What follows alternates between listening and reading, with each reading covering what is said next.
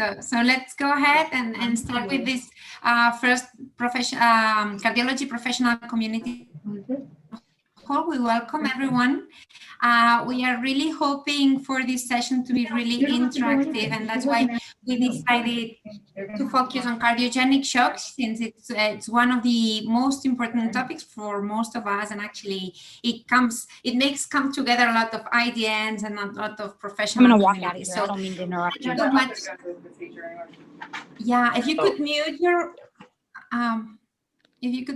your mics, please. Okay, so let's get started introducing ourselves, the cardiology professional community representatives. So all of you know who we are and know how to approach us in case you want to become engaged, which is something that we are really looking forward to. I'm Marta Farrero. I'm a cardiologist from Barcelona in Spain, and I work in heart transplant. And I'm the representative for the Advanced Heart Failure Transplantation IDN. Jig? Yes, hi, I'm Jignesh Patel. I'm a heart transplant cardiologist at Cedars-Sinai Medical Center in Los Angeles, and I'm a member at large in the Leadership Advisory Forum of the ISHLT.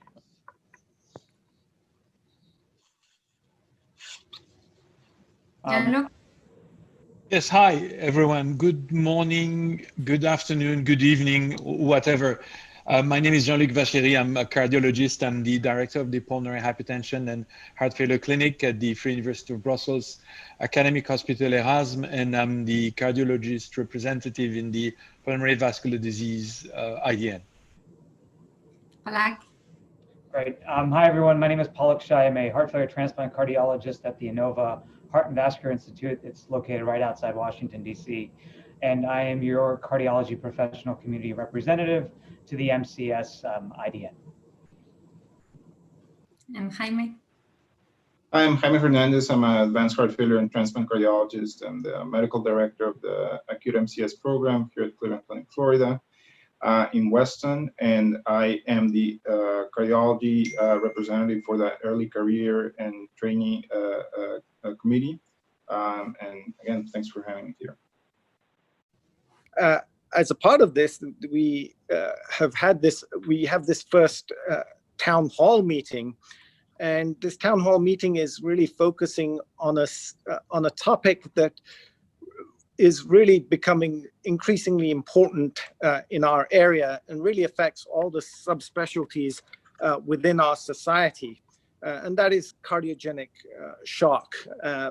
It's a rapidly evolving field, and really the models and the guidelines are still a work in progress. And I think this is one area that members of our society can contribute a lot, and also work towards putting together some helpful guidelines for members across the globe. As part of this, I'd like to introduce Dr. David Baran. He is well known to the society and has been a member for many years. He trained at the University of South Florida Medical School and subsequently did his residency at Columbia before going to Mount Sinai in New York for his fellowship, where he stayed on in heart failure and transplant for a few years before moving to Newark Beth Israel, where over a period of 14 years, he built one of the strongest programs in the country.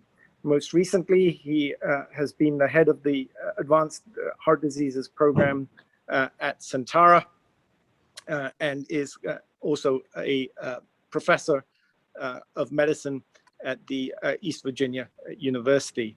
And he'll be giving us an introduction on cardiogenic shock. So Dave, please take it away. Thank you so much. It really is a privilege. Let me see, hopefully my screen sharing works. Right, let's see how this works. Alrighty, does everybody see the slides? All right, let me try this. Does everybody see the slide now?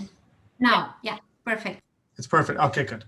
I appreciate it. All right. So in terms of disclosures, I've worked with a variety of the device companies. I'm on couple of steering committees. None of this has to do directly with what we're going to talk about today. In terms of outlines, I'm going to talk to a little bit about before the development of the recent SkyShock classification. How do we refer and talk to colleagues about cardiogenic shock? What about the SkyShock classification? We talked about that.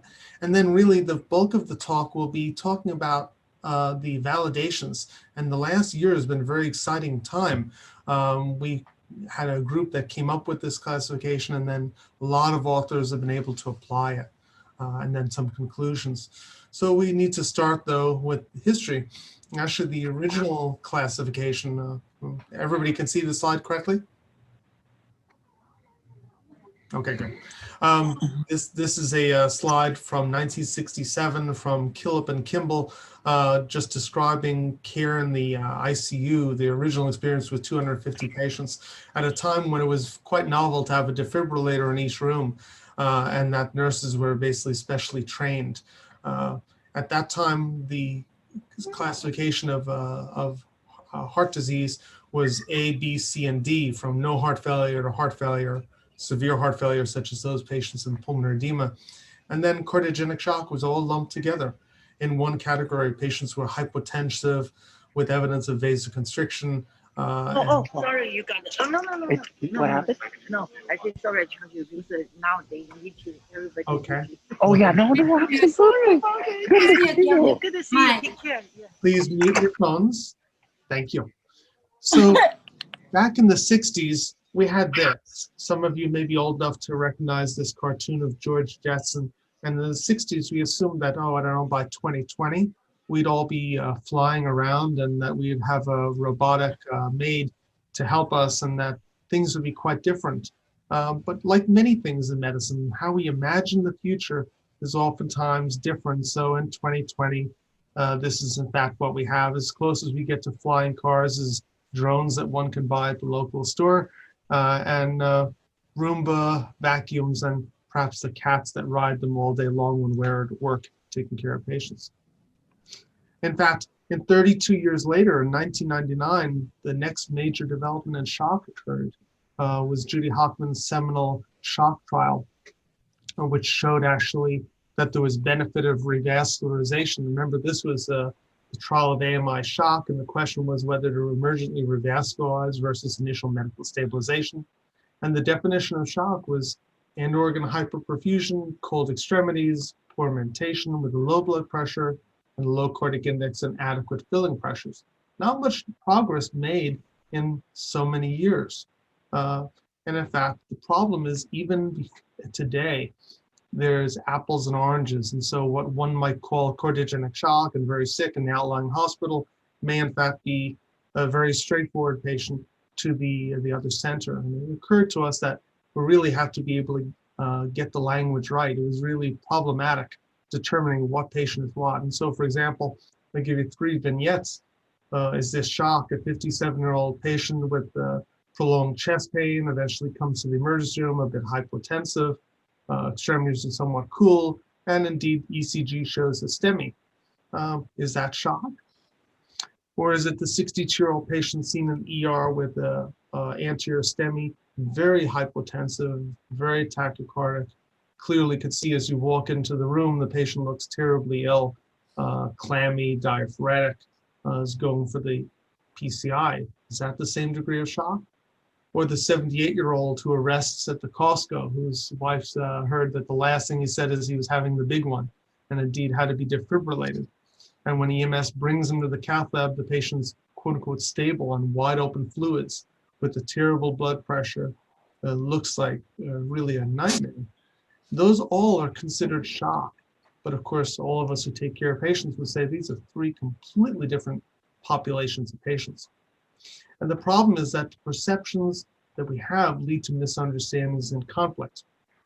And so if you're preparing for a patient where perhaps you have your surgeon on standby and you think you may need to do ECMO, but in fact the patient just needs 250 of saline, it's a real problem. You really need to know, what are you getting, what are you sending? And so, we need that important being able to see, are you looking at this from the right or from the left? 3 bars or 4? And so with that in mind, we convened the Society of Cardiac Angiography and Intervention, convened a group, and I was privileged to be the vice chair along with Harry Naidu, my colleague who was the chair, and we put together the SKY statement. And it was really about a year of us deliberating and thinking what we thought was a good way to classify Shah.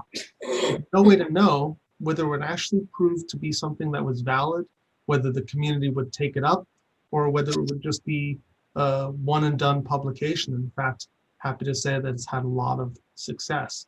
And I won't belabor the stages because many of you may have heard of them, but we emphasize this as a pyramid from the patient who's A, at risk, to the patient B, who's in beginning cardiogenic shock, that with hypotension and tachycardia, with preserved perfusion, class C, or stage C, classic cardiogenic shock, defined as the onset of hypoperfusion. And then importantly, we added D and E, the recognition that deterioration from whatever was the initial standard of management was a different kind of patient when the patient's not responding. And then reserving the top of the pyramid for E, extremis, the patient who's truly in active shock, trying to die, so to speak, maybe ongoing CPR that's not successful, the very, very sickest patients. Well, most importantly, however, really the value of a classification system is if it helps you do something. So does the SKY stage actually predict an outcome? Or is it simply just a construct? For example, we're all familiar, there are a variety of scores for cardiogenic shock, not always so easy to calculate. And as I like to say, very good for publications, but not very good for patients. We wanted something that in fact had utility.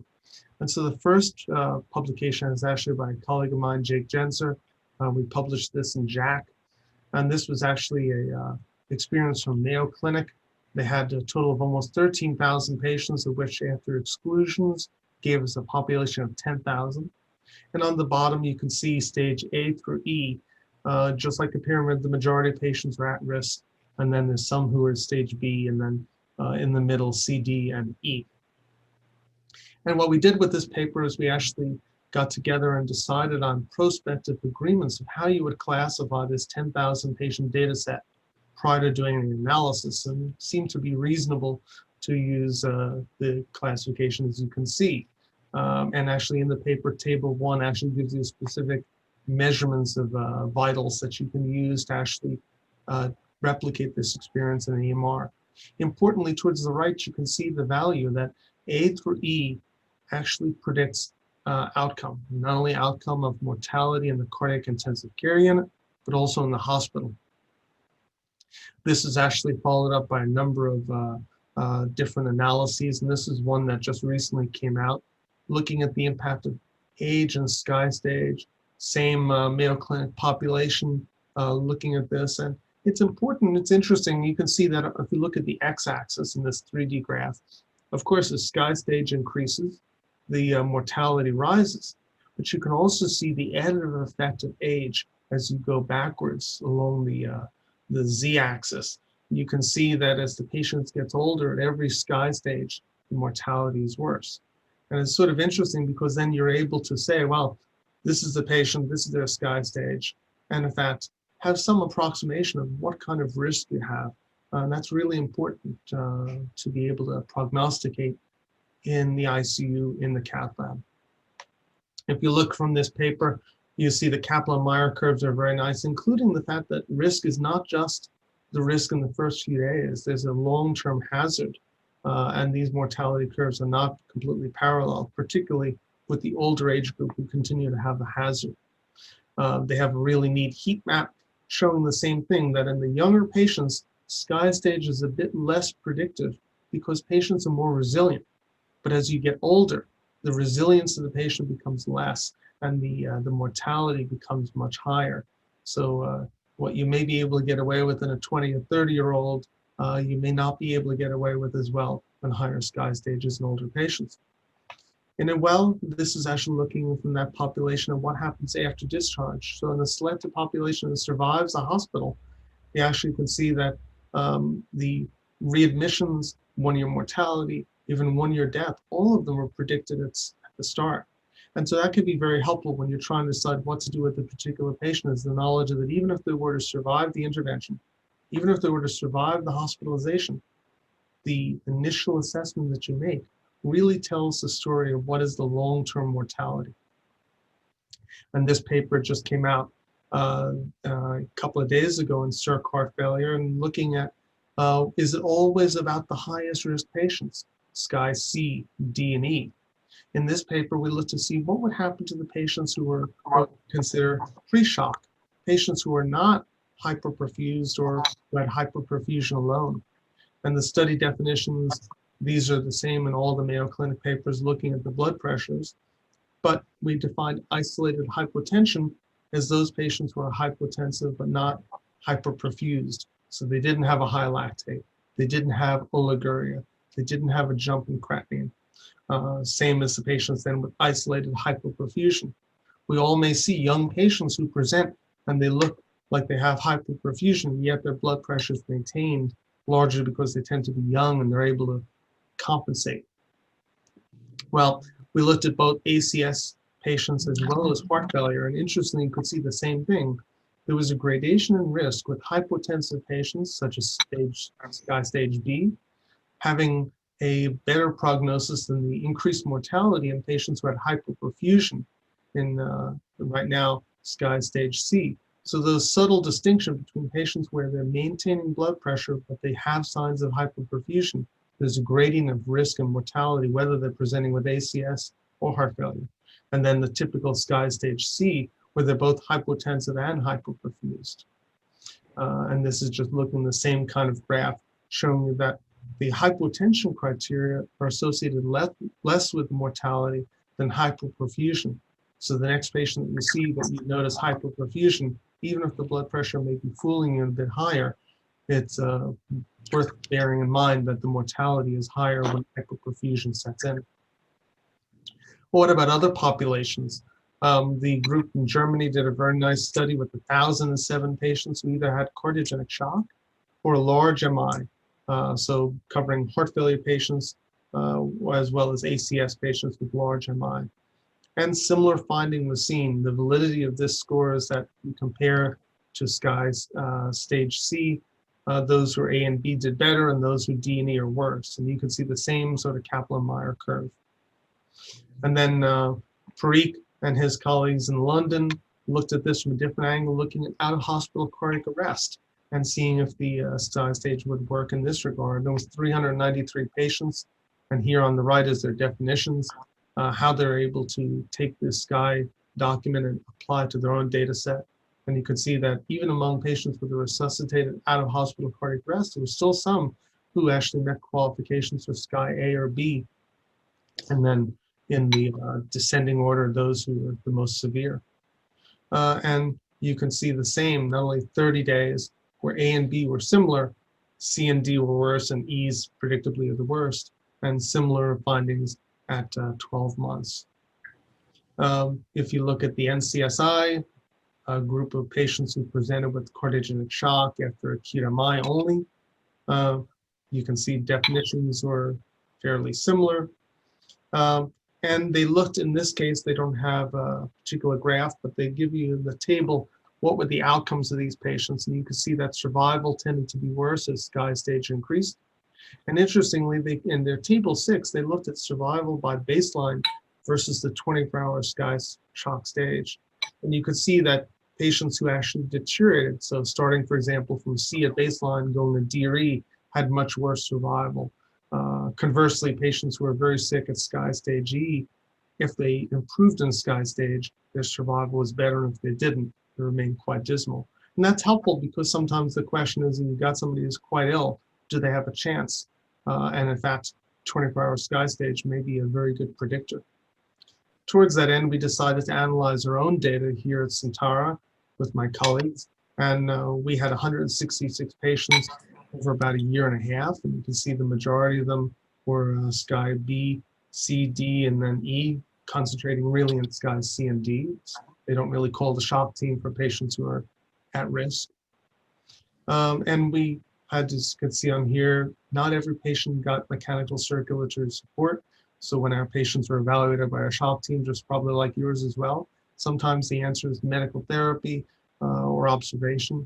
and not actually implanting a device.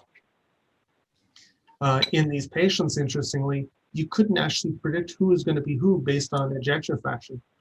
EF to 30 to 40, you wouldn't think would be associated with shock, but this has been shown in Dr. Judy Hockman's shock trial in the past as well, that some patients may be very critically ill with only relatively moderate depression of left ventricular function. In fact, actually, the worst patients tend to be those with the smallest ventricles, perhaps with patients that are acutely decompensated as opposed to those with more chronic heart failure. And hemodynamics, you can see on the bottom, did not distinguish. So you could not predict sky stage based on invasive hemodynamic monitoring. Even cardiac outputs, cardiac output tended to drop over sky stage as they got worse, but wasn't completely predictive, nor was lactate. And well, what happened with these people? Well, Sky B was definitely much better, C, D, and E, as the other studies show. And this was actually the first time somebody prospectively did this. So all of our patients, we assigned a Sky stage before we knew the end of the novel, what was going to happen to them. The previous studies were excellent, but they always know what happened to the patient in the end. And these are based on team assessment at time 0. We looked at we looked at the Cox proportional hazards model, and we could see that the only predictors were age and the Sky stage on presentation. In fact, it didn't matter if you had a cardiac arrest. It didn't matter what device you put in.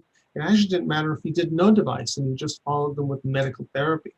The only predictors were age and stage. And then following up on the previous work from NCSI, we looked to see what would happen if the 24-hour Sky stage was the better, the same, or worse. Very simple. If the Sky stage improved, these were really the survivors. So if you went from E to D or D to C, your survival was much better. In fact, if your Sky stage did not change or got worse, the outcome was very dismal over 60 days. And it actually was a dose-dependent effect, that the more Sky stages units you improve, the better the outcome. So this is very, very practical when you're dealing with the patient, particularly where you're on the borderline about what to do. If at 24 hours that patient is worse in Sky stage or not gotten better, you can factor that into your decision-making process that the outcome is going to be very poor. So in fact, does anything work in cardiogenic shock? Those of us know sometimes in a long week of dealing with patients, you just wonder, are you going to get anywhere with anything? And I think, hats off to my colleague, Dr. Tarani, that, standardized team-based care, they're the first to show in the INOVA group that cardiogenic shock care in a team actually does improve outcomes. And this is their well-known figure from their paper showing improvement not only in AMI, but also heart failure. And Utah's replicated this, and we've as well seen similar findings. So what does work? Teams work, but you also have to have some way to communicate in a common way if you're going to run a team.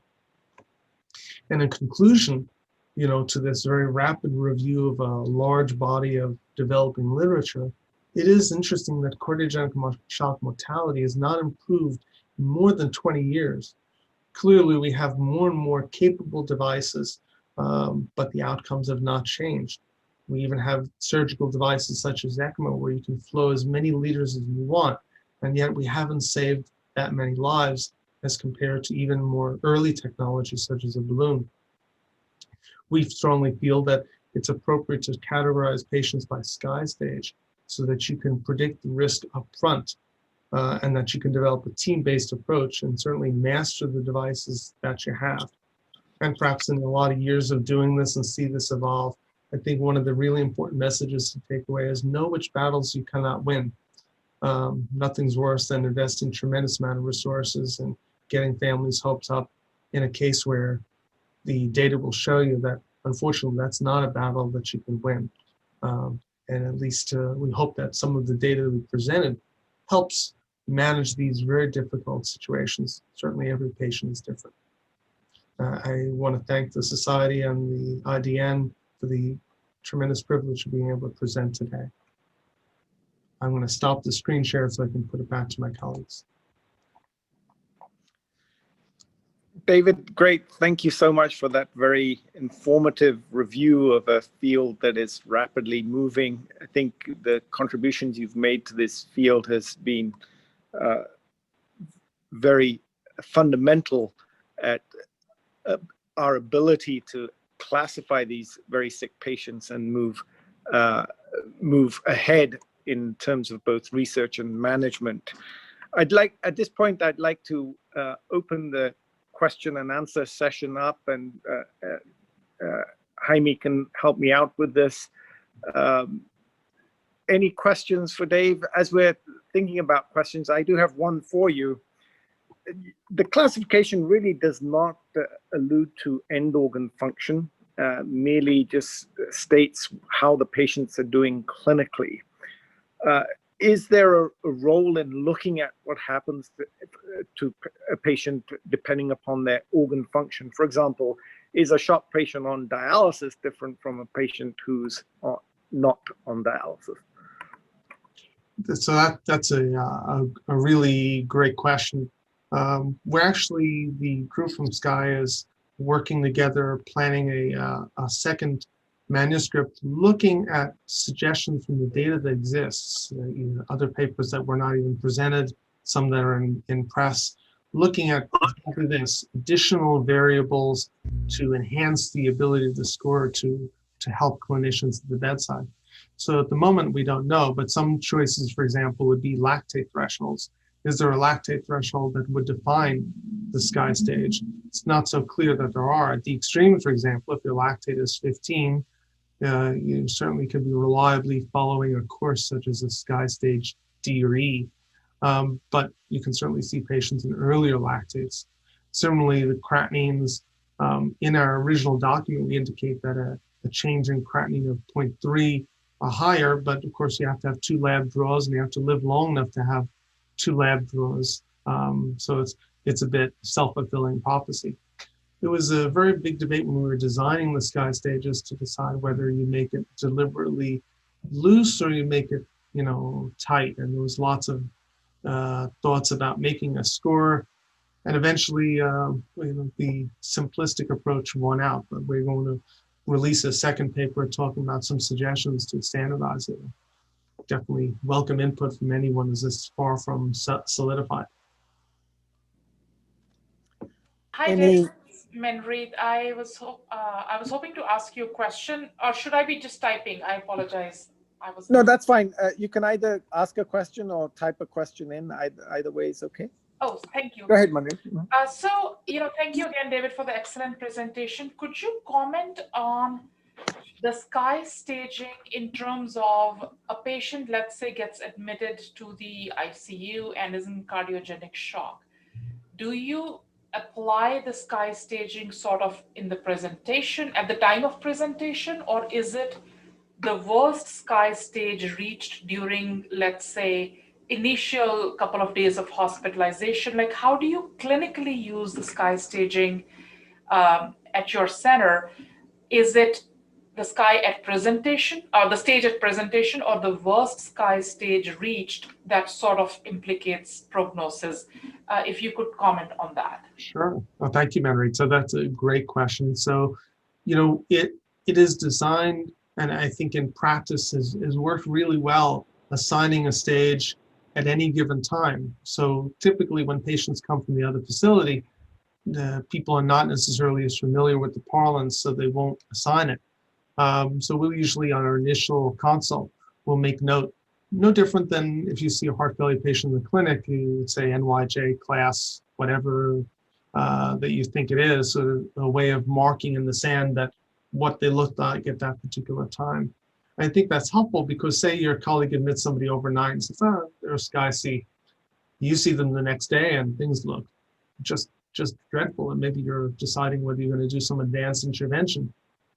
Knowing what somebody thought, because in the beginning is very helpful. Or say the person's, was a Sky D when they came into you on wide open everything, and your colleagues have stabilized that patient, knowing that they've improved is helpful. So usually our shock team notes, one of our coordinators does a shock team note for the group, with the group consensus each day. We usually will put in our assessment the Sky stage each day. That's one of the ways, for example, in the prospective paper, we were able to go back and see what was the Sky stage at 24 hours because the data was prospectively collected.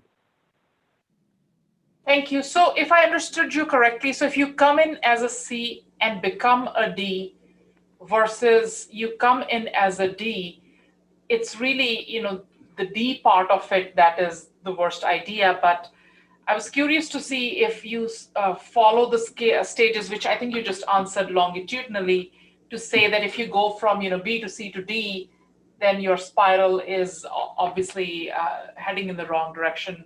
But thank you for that answer. Yes. So specifically, if your sky stage is worsening, it's not that the person is irretrievable, but I think the utility, especially after this last analysis we put out in CCI, is that it tells you you're in trouble. And you could say, well, gee, Dave, you didn't need a sky stage to know that patient's deteriorating, they're in trouble, but sometimes it does help crystallize it, that objectively that sky stage is worsening, that patient's in trouble. Or for example, maybe they're in your sister institution and beds are short, as they always are. If the sky stage is worsening, since you don't need a swan or anything fancy to assess it, then maybe the patient would say, well, it's now or never. Their sky stage is worsening, and if I don't actually move them, there may not be a patient left to move. What's helpful in this versus, say, card shock or one of the others is that you don't necessarily need anything invasive because you're outside the main hospital. Some of the smaller hospitals may not have all the fancy toys, but you can employ this staging across this continuum of care. Thank you. Great, thanks, Dave and Manreet. If you could just mute your phones if you are not speaking, that would be very helpful. Thank you. At this point, I'd like to open this up to any other questions. Yeah. Hi. Hey, Marty. I have a question.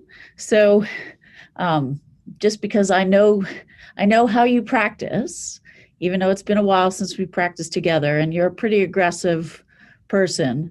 And so I wanted to, when I look at your graphs that show, 85% mortality, especially in the older ones, and we see this all the time, and it didn't matter if I was Chicago, Inova, or GW, when they're already in that late DE stage and people want to do stuff. Has this changed your practice? So that's one question. And then the second was that the mortality hasn't changed in 20 years, despite all of our equipment and advancements in cardiac output.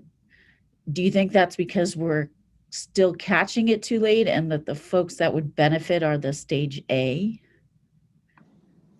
Two really awesome questions. So yeah, sky stage in some, it depends.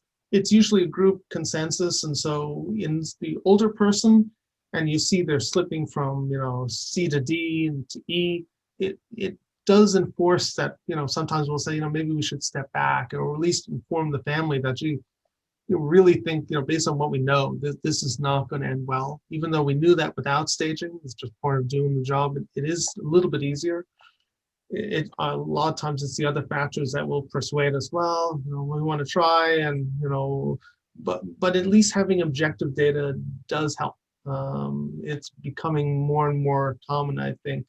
At least we can all realize, even if we know we're going down a rabbit hole and trying the impossible, is, Marty, I used to say I'm the patron saint of lost causes.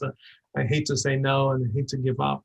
But that's true. It definitely has infiltrated the way we do things, I think, for the better. And your second question is also excellent, which is why we have all these things. Are people not getting better? And I think, when we all wrote this, one of the things in the original document we really thought is that some devices work better for some patients, and other devices are no more effective than a shroud. If you have somebody that's just terribly deadly ill, you can spend $100 or $10, $25, $50,000, and it's not going to matter. We've all been there with a patient where you say, I'll do anything to save them. You can put them on ECMO, you can open the chest, and still sometimes it is so far gone that no matter what support you use, even full cardiopulmonary support, you can't get by. Like, one of the things I think they'll be practical, we're talking with Shah Academic Research Consortium and others, is prospective trials of the next device, the Impella 28 or whatever it may be that comes down the road, or to prospectively assign a sky stage at time 0 before you know if the patient will live or not.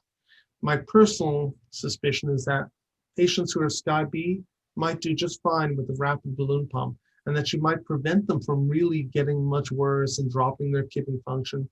And patients that, maybe you're a bit sicker, perhaps you should use an Impella or a Tandem or something else and match the degree of support to the degree of illness. Right now, you don't have that. If you, for example, look at Holger Thiel's SHOCK 2 IAB trial, many of them, the balloon pump was put in almost as an afterthought after the intervention when they're already perhaps too ill, and other patients, maybe would have benefited.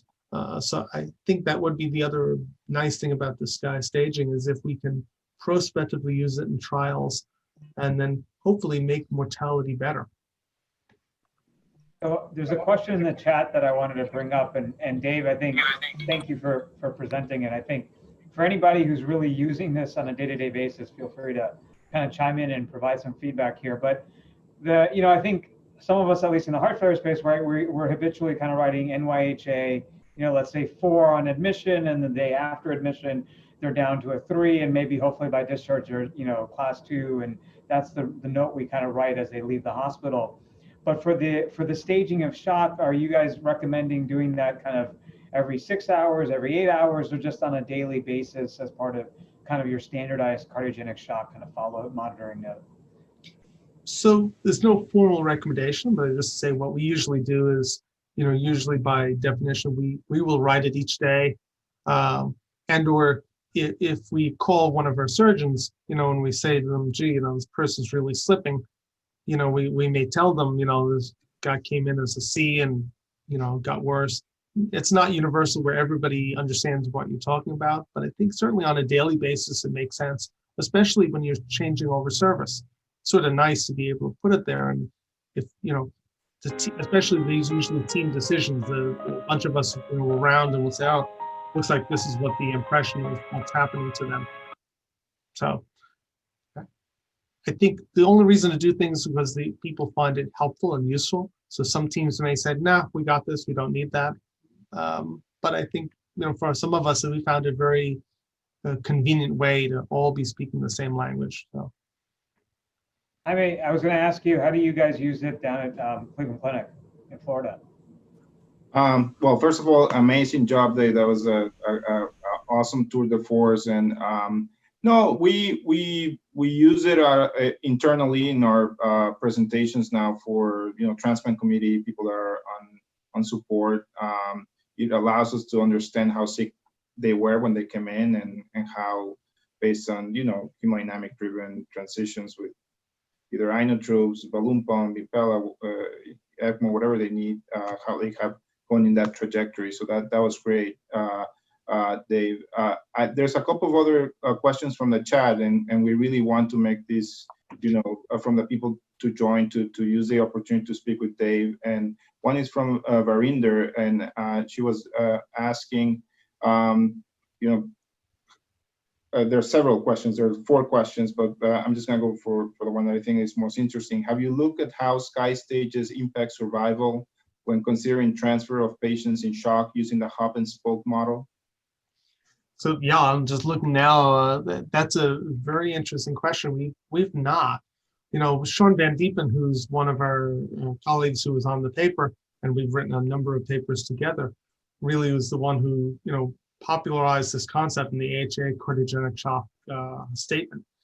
We actually, in our original paper, put that we thought that having SCI staging, which can be used from every level, from ER, pre-hospital provider, ICUs, by making it simple, it is helpful, because I think that would love to see someday that the hub and the spoke hospitals will recognize, all right, maybe I can handle a SCI-B, but when they see that, this patient's starting to get worse, it's an indication to sort of fish or cut bait, and in fact, they're not, getting better.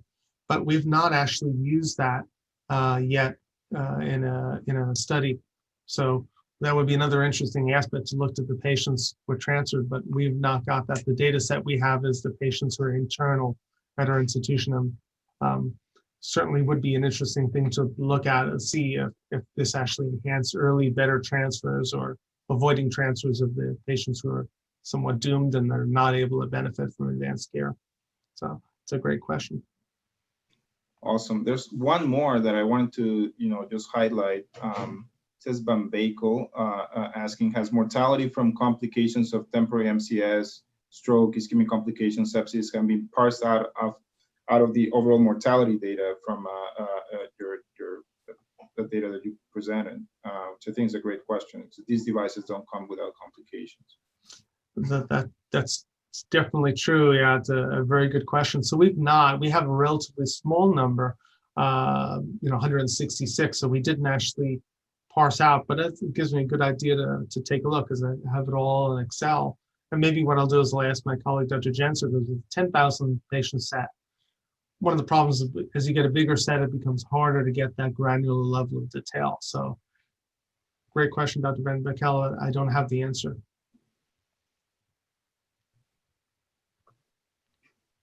Great.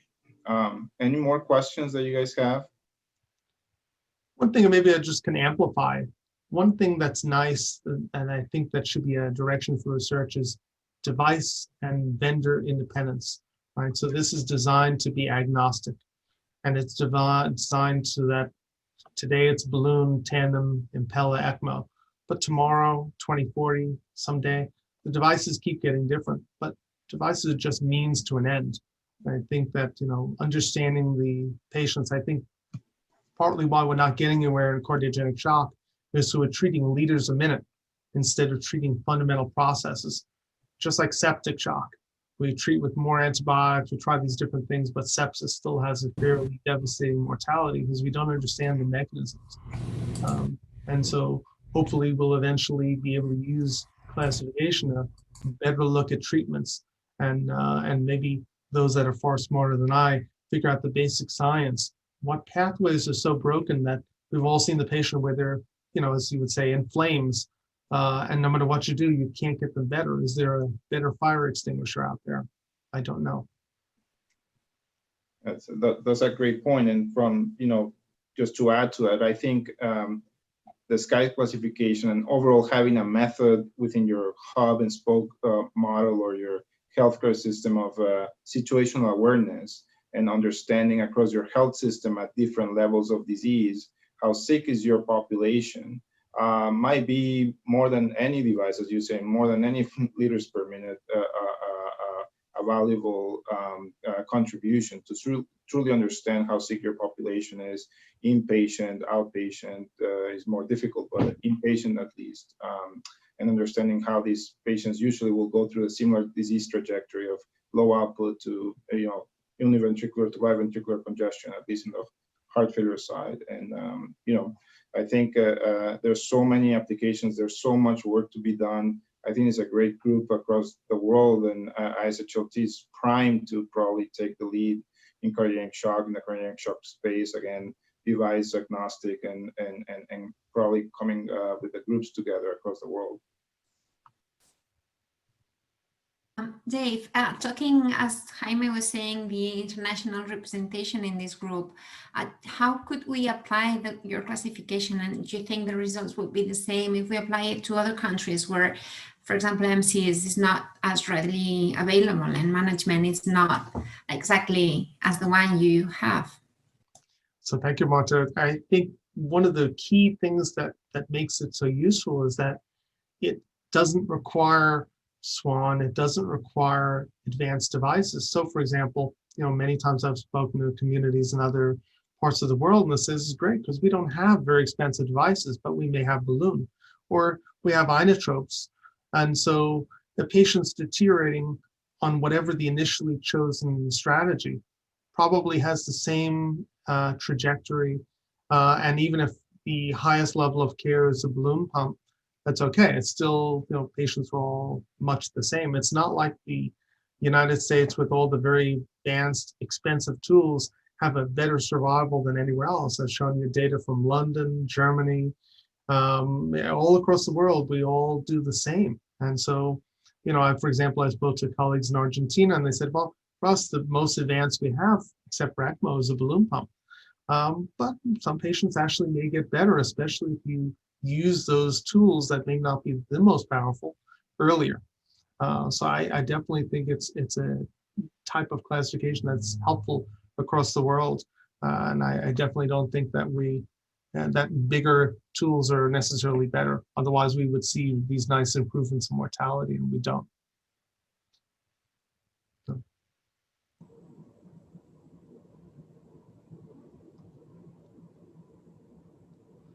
Mortality, of course, is very important, but have you looked at quality of life outcomes or renal function outcomes in these patients? Because that's also very important. I think that's a great question. I think that, over time, there's some registries that we're working on that can prospectively collect this kind of information. I think then we really get those kind of answers. And you're right, just being alive with a missing leg or something else is certainly not the same as being alive and well and living independently. There's a lot that we don't know. Certainly, cardiogenic shock leaves a tremendous impact, just like a burn. One might survive the acute burn, but then be terribly disfigured or changed. I don't have that data, but I hope that in the future, colleagues of mine will be able to gather it.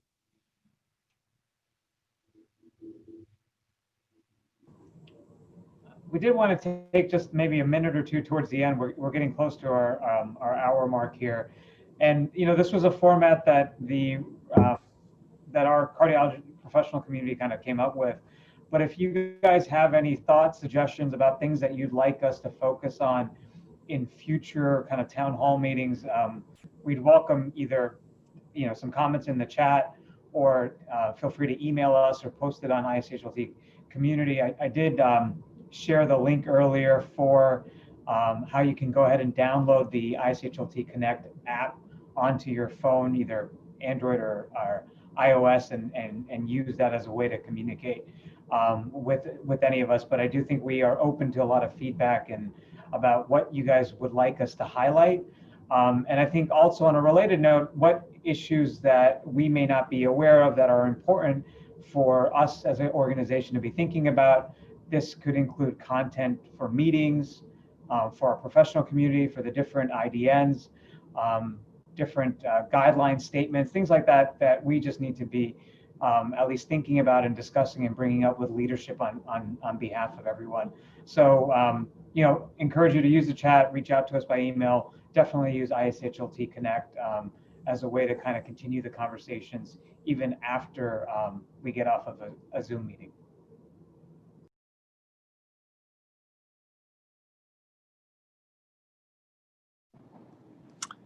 Great, Palak, thank you so much for that. Any other questions or thoughts from our community here? Please feel free to speak up and also introduce yourself. Either on the subject of shock, I think this is the first topic that we're actually trying to really bring together our community to see if we can develop something that's going to be useful across the globe. And I think Dave's talk that lays the foundation with regard to the classification of shock, which really does not require anything other than clinical assessment, is really an excellent start. And we hope that we can use our communities to build up on this and move forward with not just definition of shock, but in due course, getting some insights into management of shock, and importantly, where we get these patients, whether it's as a bridge to recovery, to MCS or transplantation. So thank you all for joining us today. I will hand over to Marta if she has any other comments. Thanks, Jake. No, I really wanted to thank Dave. It has been an amazing town hall, and actually you were the star of it. We had prepared some other things, but we just didn't need to add anything. So thanks so much. Thank you so much, Marta and Jake. No, thank you. That was great, Dave. Thank you. Thank you. And thanks everyone for joining and for engaging in discussion. That's actually what we are trying to do, engage much more with all of you, and please invite whoever you want to join us and let us know how often you would like to meet, what topics you would like to see here, what speakers we could bring, and whatever. Just let us know, and we are going to be open to discussion anytime.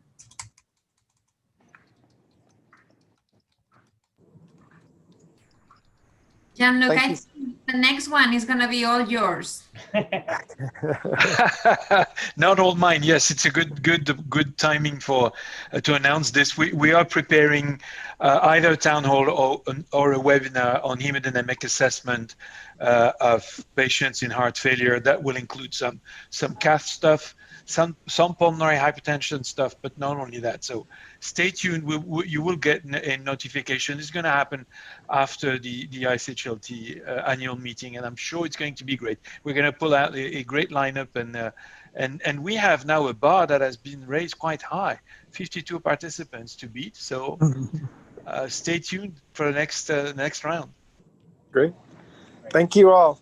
Thank you, everyone. Stay safe and have a good day. Take care, everyone. See you. Thanks, Bye-bye. Stay safe. Bye, everyone.